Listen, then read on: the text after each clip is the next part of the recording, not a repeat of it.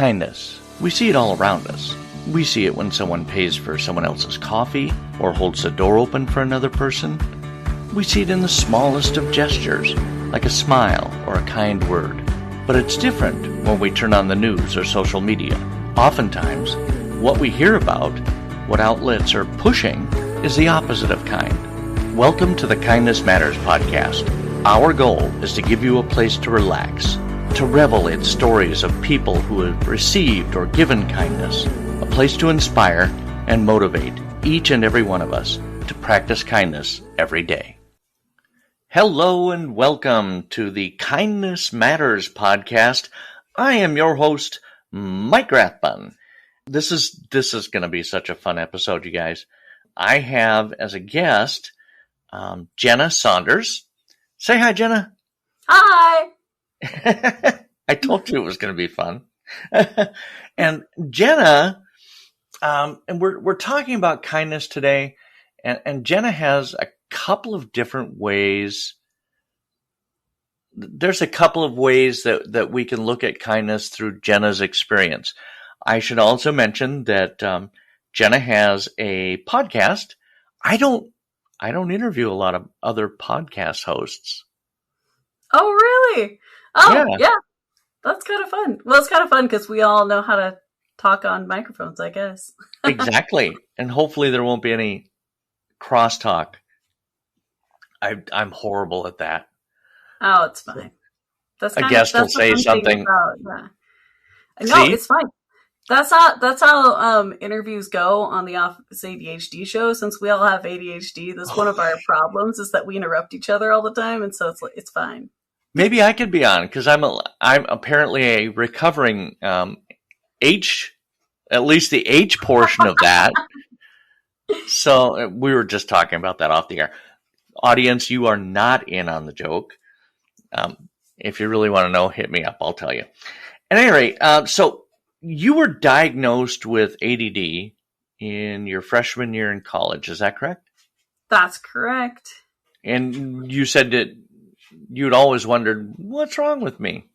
Yeah, well, it's one of those things where when you have ADD or ADHD, that's kind of two different terms we kind of throw around. They get categorized. ADHD has been categorized differently throughout the years, but it's one of those things that when you don't know you have it, then the best way I've heard it described is like you're coming to work and you're complaining that you're there late because you have car trouble. And everyone's like, well, everyone gets car trouble sometimes. And their car trouble is, oh, I couldn't find a gas station. Where your car trouble is, I had my tire completely fall off while I was in the middle of the highway and I had to repair my axle. That you're using the same words. The fact that I get distracted or I have a hard time remembering the words on the page when I get to the bottom of the page. But it's just to such a greater extreme that people don't understand really what's going on in your head. And most people with ADHD feel like they're lazy and like they just never get enough done. And they never quite feel accomplished until they realize that this is just all part of their brain wave pattern. Okay. All right. Huh. I don't know. I'm like 63. I don't know if I want to go back in and get tested for that. It's just like, yeah, that's just the way he is. He's a boomer. That's just the way he is. I actually interviewed a guy who is now 83 who didn't get diagnosed until he was almost 60. Oh, really? Yeah. Oh my gosh. Have you ever had that? It's like, I just don't want to know. Yeah, to each their own. And one of the things that I like about knowing is that one of the things just talking about kindness is it helps me be kinder to myself. It helps me say to myself, okay, hold on. You just want to be doing a million projects because you can see how it's done. Because I can stop and see how the one-man band works. I think I need to not just play the harmonica. I need to play the entire band. And it's like, it's okay. It's still amazing that you're playing that harmonica. And it helps me to stop and be kinder to myself. Yeah, because you really, and I think when we talk about kindness, we kind of overlook the whole be kind to yourself part. The whole focus of kindness is generally you being kind to others, but being kind to yourself is also very important. That's one thing I think I didn't realize for a long time when I was younger, too, is that when you're judging yourself really harshly, it's hard not to put those standards on the other people around you. It's Oh, hard not to say, I worked really hard to make sure I don't know, had a clean shirt today or something. And so then you notice anybody who's not wearing a clean shirt because you're judging yourself harshly on that. oh, I never actually even considered that. But now, if we have a coworker, let's say, and this is perfect because the title of your podcast is Office ADHD. I knew I was going to mess that up. Doggone it. I'm going to leave that in too, just so everybody knows I'm not perfect. If we have a coworker who has ADHD, how can we be kinder to that coworker? What's the best way to do that? I think one of the best things is just know that they are going to fidget. Don't worry about their fidgeting. That's one of the things that we do. Like I bounce my knee all the time. It's okay to laugh about it, laugh about things with us. And and remind us of things. We're going to get really excited, but we are very bad at actually sitting down and making lists of this needs to be done, and use our strengths. If you ever get stuck and you need ideas, the ADD people, we have a million ideas. We will get you unstuck. But when it comes to execution of those ideas, we might need a little help with actually sitting down the time planning of those. Yeah. You were talking about bouncing the knee. And I remember as a kid, it was probably about the time I was diagnosed with it. That was the one thing my mom would always say is, quit bouncing your knee. I know. When the table, at my house, the table will start shaking like crazy because so many of us bounce our knee, and my mom would be like, cut it out, guys. It's not an earthquake. Oh, so do you have siblings that have this issue as well? Only one that's actually diagnosed, but my dad bounces his knee, and so I think we all kind of find it comforting too anyway, just because he does it. Yes, absolutely. Okay, so just look for and use, if you're in an office situation, look for that person with that superpower and use that superpower. And understand that they might be different, but that's cool and that's okay. Right? Exactly. Did I get that right? Yeah, exactly. Because we need all the differences. That was one of the things that I used to, because I taught high school and middle school for quite a while. And one of the things I used to teach them is all of your learning disabilities and all of these things, they're just superpowers in disguise. They're just things that you haven't learned to use the abilities that they give you. And that's what you do too with, somebody that's annoying you at work, or somebody that you're just like, oh my gosh, how could they possibly think this way or be this way? You say to yourself, well, because we need all these differences in the world, we need somebody that can balance everything out. That's such a great take. I love that. Because, yeah, I think there's a tendency here in the U.S. especially, for all of us to expect everybody else to think and act exactly the way we do. And if they don't, then they're the other. For the audience, I'm using air quotes.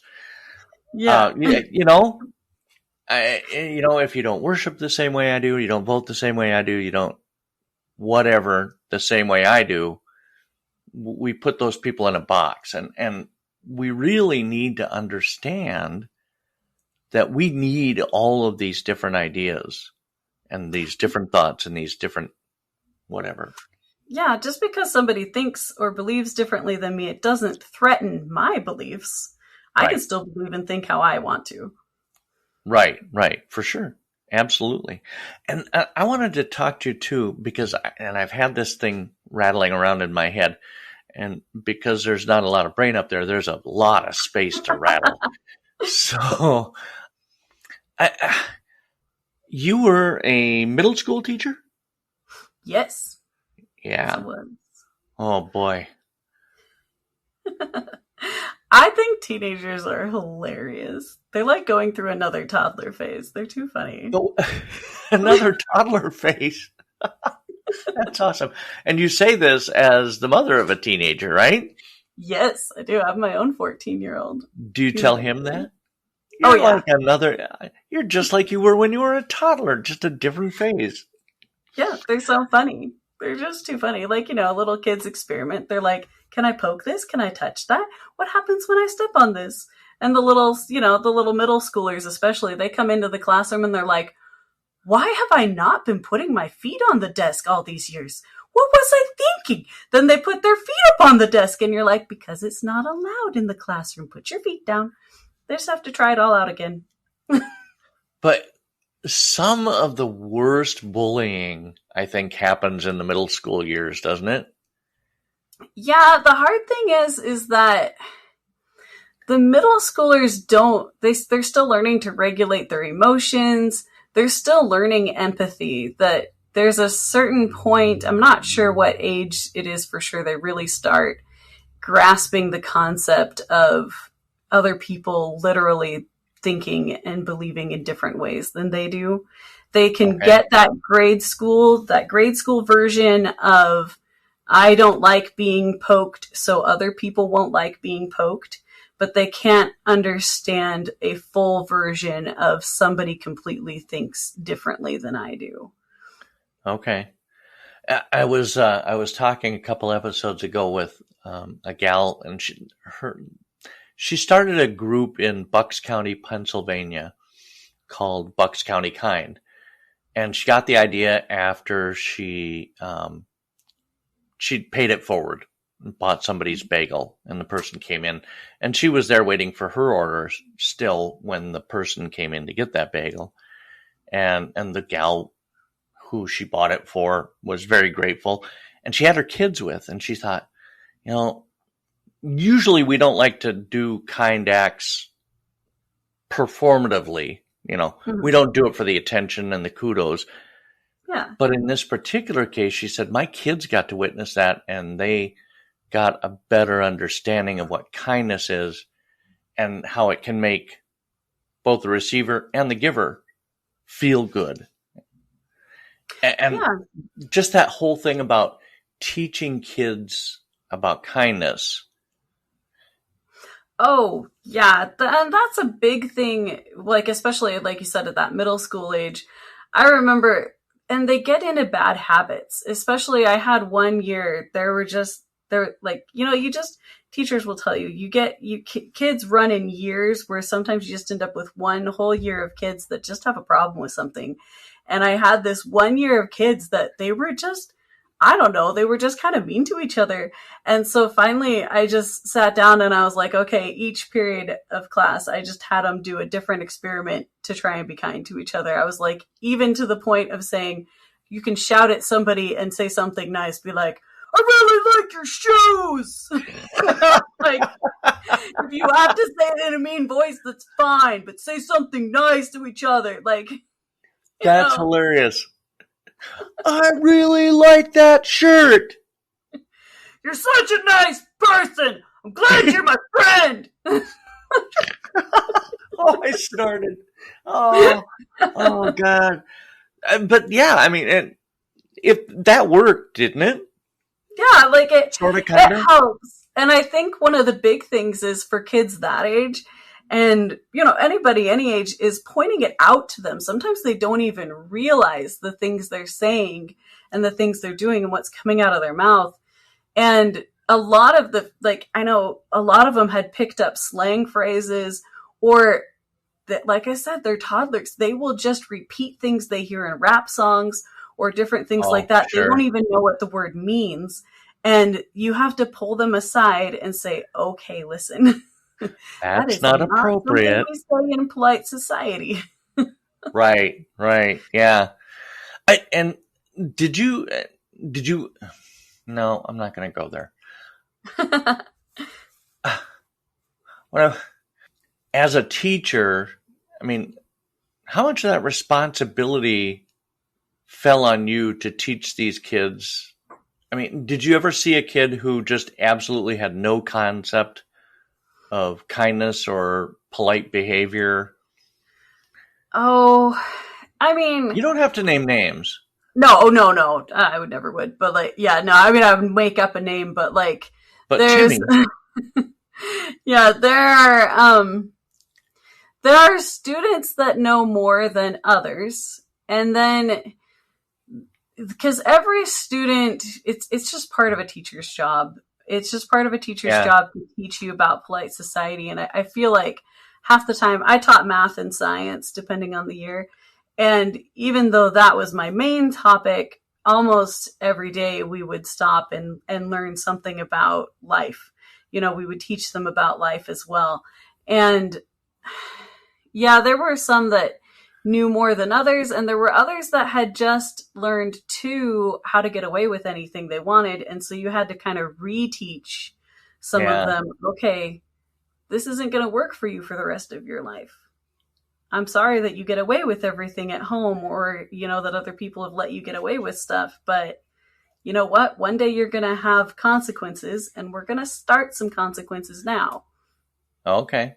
And then, yeah, here's a little taste of the consequences. It'll be worse when you get out in the real world. Yeah. And then you I was also using have air quotes again. and you also have kids that have different issues or things. Like I had a number of kids that were on different levels of the autism spectrum too. But Oh, even then, like anything, honestly, anything that helps people with the autism spectrum helps everybody, like sure. to go over it. And so, like, we had lots of things where we would stop and talk about, okay, when you say this thing, how do you think people take that? Do you understand when you just suddenly open a door in a classroom, how that affects everybody else in the classroom, not just Oh, you and not just the person you were trying to get the attention of? You know, this kind of awareness of what you say and do and how that affects the people around you. A lot of them are just still somehow developing that, and somehow they just don't, sometimes they don't have the words. And so a lot of times it's giving them words. It's saying, okay, in this situation, here are things you can say. right, right. Well, I know there's, and I don't know enough about it, and I probably shouldn't even bring it up because I'm not that well educated on it. But there are two factions out there. One that says we need social emotional learning in school, which are you familiar with that phrase? Oh yeah. I don't, Yeah. it's been okay. I didn't know how long you'd been out of the teaching. And correct me if I'm wrong, please, because that is basically teaching empathy, right? Kind of like what you were just talking about. It kind of depends on the program that you're using. A Okay. lot of it, so you're teaching both empathy, emotional regulation, like kind of how to take care of both yourself and others. You know, basically, and I think that the problem is that some programs are good and some programs are not so good. So Okay. if your school has a good social emotional learning program, then it's awesome. If it doesn't, then it's just kind of boring for the kids and it does no good. Okay. But then there's another side to that. The people who say that's something the parents should teach and you shouldn't be teaching my kid that in school. Well, I mean, should and what does happen are two different things. I mean, the thing is, too, I think that there's also benefit for them learning that with their peers, because Oh, then sure. they get a chance. Because, I mean, there's one, yes, I do think that parents should be teaching this, and, you know, guardians should be teaching this at home. That is 100%. But I also think that talking about it in a school environment where they're actually there with their friends, you know, whether or not you actually do role playing or anything, which I'm not a huge role play fan, but Yeah. like personally, Right. but I think even just talking about it with other people, it helps kind of solidify it for them. Sure, because a conversation with their parents or their guardians or whoever the case may be might look a whole lot different than a conversation with their peers. Yeah, and so it gives them a chance for us to, ask questions like, well, and it gives them a chance to give each other ideas, which actually adds to the whole, kindness Sure. idea. Like we can just say, hey, what are some ideas? What are some things that you do when you're stressed? And then they get to all raise their hands and they get to talk about things they do when they're stressed and give each other ideas. And then they can bond over hobbies and things they both have. Yeah. Yeah. I play video games. I play video games too when I'm stressed. That kind of thing. Yeah, exactly. And then they can be like, hey, let's exchange gamer tags and we'll play together, or gamer tags. Yeah. Okay, the last time I played a video game, Super NES came out. Brand new. Do do do do do do do do do do do do. That's the musical interlude of this program. Yay! So, but now you're a gamer mom, are you not? Yes, I play video games with my son all the time. Love it. That's great bonding, isn't it? Yeah, it's great.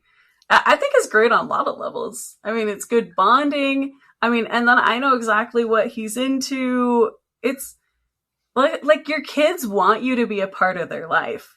They want you to understand what's going on. And so that way, when he comes and tells me, even like I don't play every game he plays, but he knows that I understand games and how games work.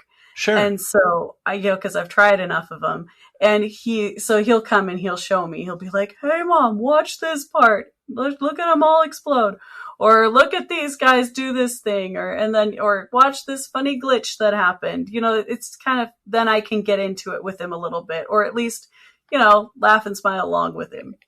Yeah, and he knows that if he wants to share something, you're going to know exactly what he's talking about. And that's so fantastic. That's cool.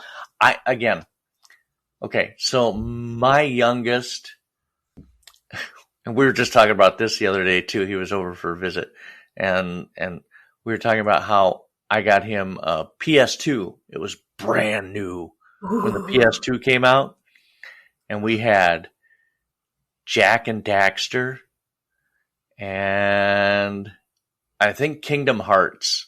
The very first Kingdom Hearts had come out. Classic. I didn't play too much with him. I played a little bit, but I mean, seriously, that's the extent of my game. And his half brother, his older half brother, was big, and I just couldn't do it. I couldn't do it. It's like, hey, I'll play with you.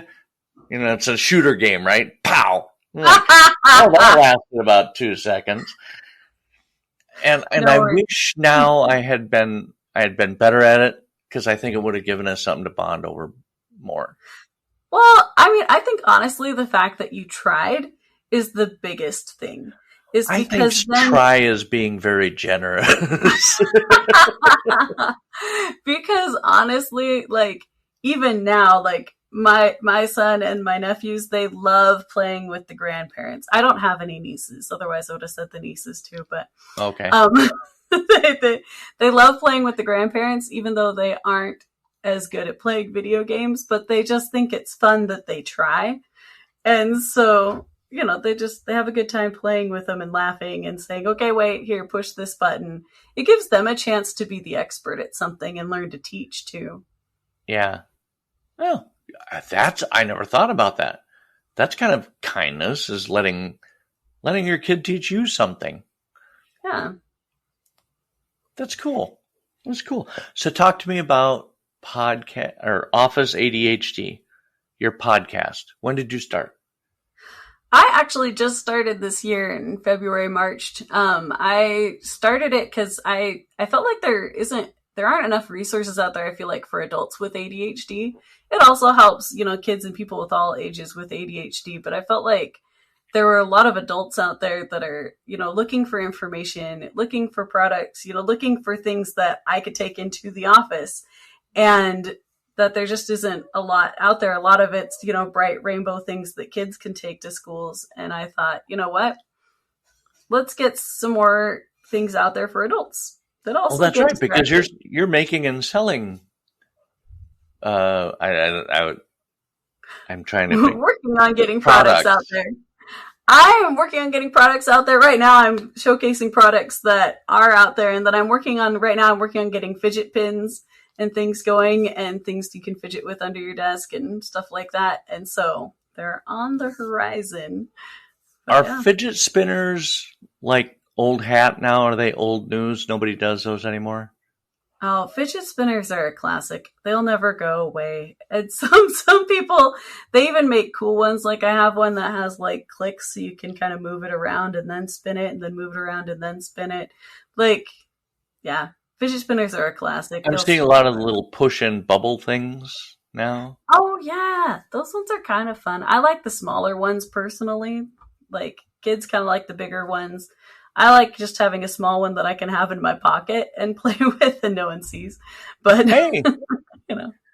It's like bubble wrap, only not as loud and distracting. Exactly. And they're all squishy and fun. Yeah. So that's cool. And are you enjoying your podcast experience? Yeah, it's great. I highly recommend podcasting. I think it's a lot of fun. And it's fun to be able to have, because sometimes you just get all these ideas and these messages you really want to get out. And so it's great to be able to finally get that out to the world and to share with people things that, you know, are really close to your heart. Yeah, absolutely. Yours is ADHD and mine is kindness. Yeah. We're getting the message out. Yeah, and honestly, that's one of the things that I thought so cool about your podcast, because that's one of the angles that I really try to pull out too, is with every interview and with everything, I try and pull out to how to use that to be kind to yourself and to say, you know what, you're great the way you are. Without going into the whole Al Franken, Stuart Smalley. Okay, you might be too young for that. You know who Al Franken is, right? The name is familiar, but he was on Saturday Night Live back in the day, and then he became a U.S. Senator from Minnesota. Nice. And then he was forced to resign. Oh, that's not good. I know, it's a whole roller coaster thing. But he did this character called Stuart Smalley, and he would do daily affirmations in the mirror. You're smart. You're fun. People like you.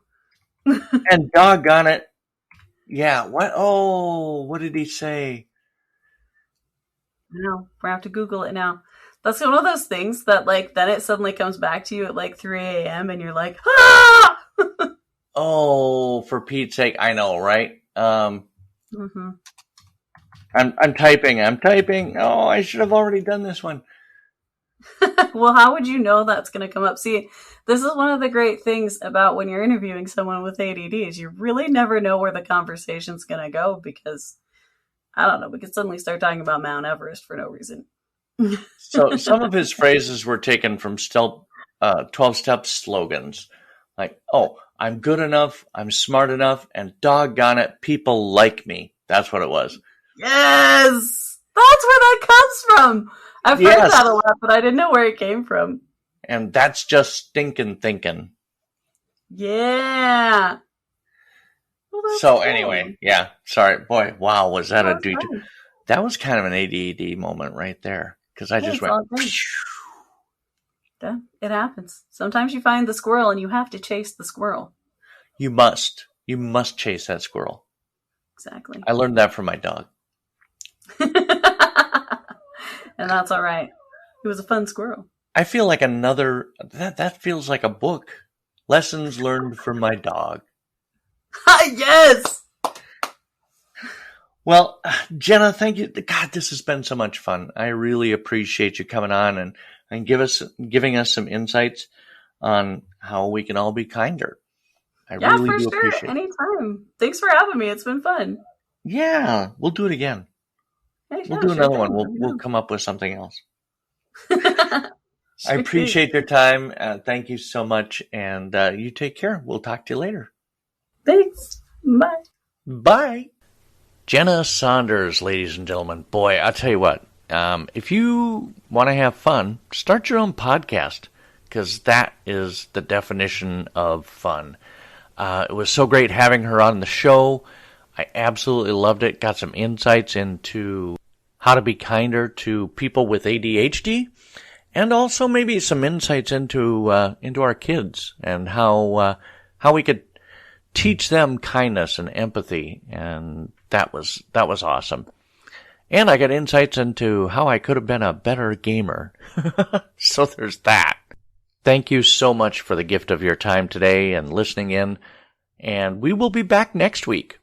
But until then, be that person who roots for others, who tells a stranger they look amazing, and encourages others to believe in themselves and their dreams.